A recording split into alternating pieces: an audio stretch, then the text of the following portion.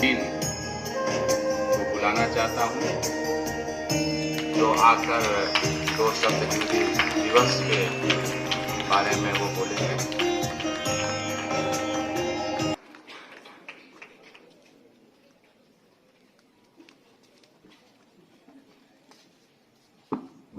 सुप्रभात आप सबों को। आज इस शुभ उपलक्ष्य पे मैं आप लोगों के समक्ष गोपाल सिंह नेपाली जी की एक कविता, जो हिंदी है भारत की बोली, आप लोगों को सुनाने जा रहा हूं, जो कि कुछ इस प्रकार से है कि दो वर्तमान का सत्य सरल सुंदर भविष्य के सपने दो, हिंदी है भारत की बोली तो अपने आप पनपने दो। यह टुकड़ों का जंजाल नहीं, लाखों मुखड़ों की भाषा है। थी अमर शहीदों की आशा, अब जिंदों की अभिलाषा है। मेवा है इसकी सेवा में, नैनों को कभी न झपने दो। हिंदी है भारत की बोली तो अपने आप पनपने दो। श्रृंगार ना होगा भाषण से, सत्कार ना होगा शासन से। यह सरस्वती है जनता की, पूजो उतरो सिंहासन से। तुम इसे शांति में खिलने दो, संघर्ष काल में तपने दो। हिंदी है भारत की बोली तो अपने आप पनपने दो। जो युग युग में रह गए अड़े, मत इन्हीं अक्षरों को काटो। यह जंगली झाड़ ना भाषा है, मत हाथ पांव इनके छाटो। अपनी झोली से कुछ ना लुटे, औरों का इसमें खपने दो। हिंदी है भारत की बोली तो अपने आप पनपने दो। इसमें मस्ती पंजाबी की, गुजराती की है कथा मधुर। रसधार देववाणी की, मंजुल बंगला की व्यथा मधुर। साहित्य फलेगा फूलेगा, साहित्य फलेगा फूलेगा। पहले पीड़ा से कपने दो। हिंदी है भारत की बोली तो अपने आप पनपने दो। नादान नहीं थे हरिश्चंद्र, नादान नहीं थे हरिश्चंद्र। मतिराम नहीं थे बुद्धिहीन, जो कलम चलाकर हिंदी में रचना करते थे नित नवीन। इस भाषा में हर मीरा को मोहन की माला जपने दो। हिंदी है भारत की बोली तो अपने आप पनपने दो। प्रतिभा हो तो कुछ सृष्टि करो, सदियों की बनी बिगाड़ो मत। कवि सूर बिहारी तुलसी का यह बिरवा नरम उखाड़ो मत। भंडार भरो जनमन की हर हलचल पुस्तक में छपने दो। हिंदी है भारत की बोली तो अपने आप पनपने दो। धन्यवाद।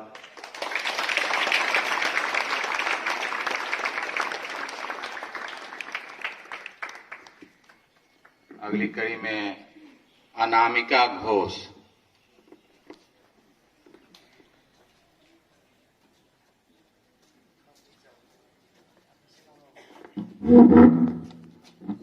यहाँ उपस्थित सभी शिक्षकगण, मेरे सभी सहपाठियों एवं मेरे प्यारे प्यारे भाई बहनों, आप सभी को सुप्रभात। आज मैं यहाँ उपस्थित हूँ हिंदी दिवस के अवसर पर हिंदी भाषा के विषय में अपने विचार प्रकट करने हेतु। बिन मातृभाषा के साहित्य भी रहेगा वीरान, बिन मातृभाषा के साहित्य भी रहेगा वीरान। जब रहेगी हिंदी तभी रहेगा हिंदुस्तान। भारत एक विविधताओं वाला देश है। यहाँ हर कदम पर हमें अलग अलग बोले जाने वाली भाषाओं को सुनने को मिलता है, पर भारत में सबसे अधिक हिंदी बोली जाती है। करीब दुनिया भर में 80 करोड़ लोग हिंदी भाषा को बोलते हैं। साथ ही साथ दुनिया भर में हिंदी सबसे ज्यादा बोले जाने वाली तीसरी भाषा है। हिंदी भाषा का साहित्य बहुत ही धनी है। साथ ही साथ इसका इतिहास करीब 1000 वर्ष पुराना है, परंतु आज अक्सर ये देखने को मिलता है कि इतने धनी साहित्य और इतने पुराने इतिहास के होने के बावजूद भी हिंदी भाषा को संयुक्त राष्ट्र संघ में एक भाषा का दर्जा नहीं मिल पाया है। तो हिंदी दिवस को मनाने का हमारा ये उद्देश्य होना चाहिए कि हम वैज्ञानिक सोच को युवाओं में भरे, साथ ही साथ हिंदी भाषा के प्रति युवाओं में एक गर्व की भावना को भरे, ताकि हम ये समझ सके कि हमारी भाषा कितनी हमारी संस्कृति कितनी पुरानी है, साथ ही साथ कितनी धनी है। अंत में मैं ये कहकर अपने वक्तव्य को खत्म करूंगी कि सभी भाषाओं का करो सम्मान, सभी भाषाओं का करो सम्मान, पर हिंदी पर करो अभिमान। धन्यवाद।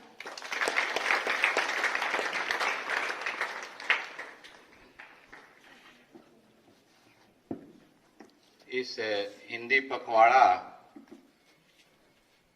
14 सितंबर से लेकर 28 सितंबर तक मनाया जाएगा। इसके अंतर्गत विभिन्न प्रतियोगिताएं होंगी। कल 15 सितंबर को कविता पाठ प्रतियोगिता है, 3:30 से आयोजित की जाएगी। जो भी भाग लेना चाहते हैं नाम मुझे दे देंगे। 17 सितंबर को भाषण प्रतियोगिता है। 20 सितंबर को लघु कहानी लेखन है। 22 सितंबर को चित्र बनाओ प्रतियोगिता है। 24 सितंबर को स्लोगन लेखन प्रतियोगिता है। 26 को तात्कालिक भाषण और 28 सितंबर को हिंदी पखवाड़ा समापन समारोह। और जो भी बच्चे इसमें भाग लेंगे उनको पुरस्कृत किया जाएगा। अब मैं बीके यादव सर को धन्यवाद ज्ञापित करने के लिए आमंत्रित करता हूं।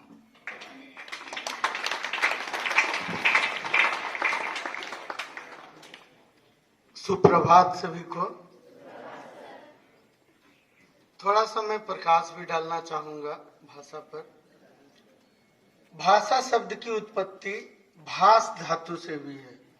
आप हिंदी पढ़ते हैं तो धातु, प्रत्यय और उपसर्ग इसी से शब्द बनता है, यह समझते हैं। तो भास धातु से भी है जिसका अर्थ है कहना। तो भाषा का महत्व इसी में है कि किसी ने कुछ कहा और आपने उसे समझ लिया। जैसे ही आप उनकी बातों को समझ जाते हैं, जो संकेत कहना चाहते हैं वो आप समझ जाते हैं, तो भाषा यहीं पर यथार्थ हो गई। अब है हिंदुस्तान की भाषा।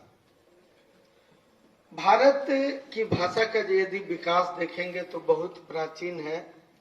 पाली, प्राकृत, अपभ्रंश, उसके बाद संस्कृत, आगे चलकर हिंदी निश्रित होती है। पूरे भारत में देखेंगे तो लगभग भाषा और बोली को मिलाकर लगभग 3000 भाषा एवं बोलियां हैं। थोड़ा सा अंतर भी हम बताना चाहेंगे भाषा और बोली में। आपको लगता होगा क्या भाषा क्या बोली। भाषा और बोली में बहुत अंतर नहीं है। भाषा की, जैसा मैडम पहले ही बता चुकी हैं, भाषा की अपनी लिपि है।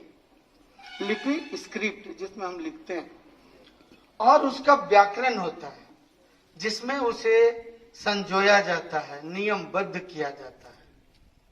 और जब उसी पे काफी साहित्यिक रचनाएं होने लगती है, ज्यादा लोगों तक वो फैलने लगती है, तो वह बोली ही भाषा का रूप धारण कर लेती है। एक उदाहरण देंगे, मैथिली। मिथिला क्षेत्र की एक बोली थी और आज ये भाषा का रूप धारण कर रही है। उसका अपना व्याकरण बन रहा है, उसको एमए तक की पढ़ाई उसमें हो रही है। एक और उदाहरण जो आप रामचरितमानस से ले सकते हैं। अवधि एक बोली थी अवध क्षेत्र की, लेकिन बाद में जब उसमें रामचरितमानस लिखा गया तो यह जनमानस की भाषा हो गई और भारत के हर क्षेत्र में लोग इसे पढ़ने लगे, गान करने लगे, समझने लगे, उस पर चर्चाएं करने लगे। तो अवधि एक भाषा बन गई। बस इतना ही अंतर है। अब आइए हिंदी के महत्व को, जिस पर कि सभी लोगों ने प्रकाश डाला और मैं समझता हूँ आप भी इससे अवगत हैं। अपनी माँ सबसे प्यारी, अपनी मातृभाषा सबसे न्यारी। तो इस पर मैडम ने बहुत कुछ कहा। फिर आगे चलकर उपाध्याय जी ने इसके संवैधानिक प्रारूप पर प्रकाश डाला कि किस तरह से हमारे संवैधानिक भाषा बन पाई, राजभाषा बन पाई। और इस बात पर भी प्रकाश डाला गया कि कैसे इसे राष्ट्रभाषा के रूप में परिणत करें। एक प्रकाश और डालने की जरूरत है यहाँ कि मैं समझता हूं कि विद्यालय ने, पूरे भारत में विद्यालय ने बहुत महत्वपूर्ण योगदान दिया है। हर राज्य में हिंदी पढ़ाई जाती है, लोग पढ़ते हैं, लेकिन सबसे ज्यादा यदि हिंदी को आगे बढ़ाया है तो वह है दूरदर्शन, चलचित्र, जिसको आप सिनेमा कहते हैं। इन्होंने आंध्रा हो, तमिलनाडु हो, कर्नाटका हो, चाहे जहां द्रविड़ परिवार की भाषाएं बोली जाती है, उन भाषा परिवार के लोगों में भी हिंदी को एक जन भाषा बना दिया। अब वहां भी लोग बोलने में कठिनाई भले अनुभव करे, लेकिन बड़े आराम से हिंदी समझ लेते हैं। और आज से 10-15 साल पहले यदि साउथ गए हैं कोई और आज जाते हैं, दोनों में अंतर है। आज सब लोग हिंदी समझ रहे हैं, भले बोलने में दिक्कत हो, तोड़ फोड़ कर बोले। तो हमारी राष्ट्रभाषा तो ये बन ही जाएगी, बननी ही चाहिए, और पूरे भारत के लोग अब इसे समझ रहे हैं और इस पर इसे पढ़ रहे हैं। धन्यवाद ज्ञापन के क्रम में मैं मैडम का शुक्रगुजार हूं कि मुझे ये मौका दिया गया। उसके बाद उपाध्याय जी ने बेहतर ढंग से हिंदी के विषय में बताया आपको। नेक्स्ट, प्रवीण की कविता। इस लड़के की जो कविता बनाने की क्षमता है, साहित्यिक अभिरुचि है, ये शुरू से क्लास 6 से ही परिलक्षित होने लगी थी। और मुझे विश्वास है कि ये प्रवीण बहुत ऊंचाई पर जाएंगे। ईश्वर से कामना भी है कि ये बहुत ऊंचाई पर जाएंगे।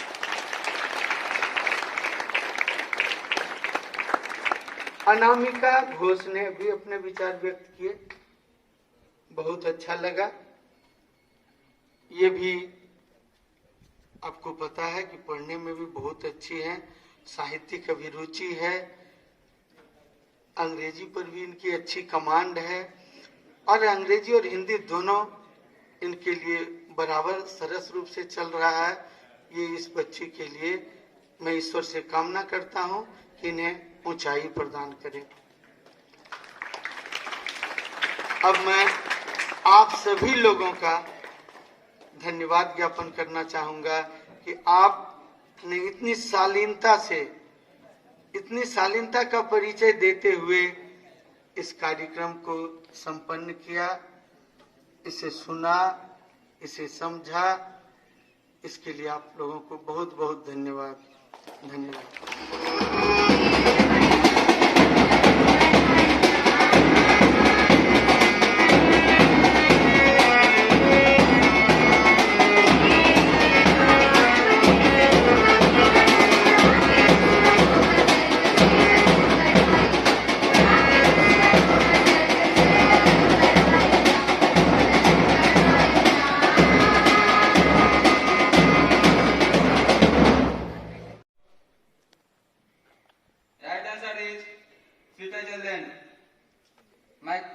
My fourth question goes for Udaygiri House.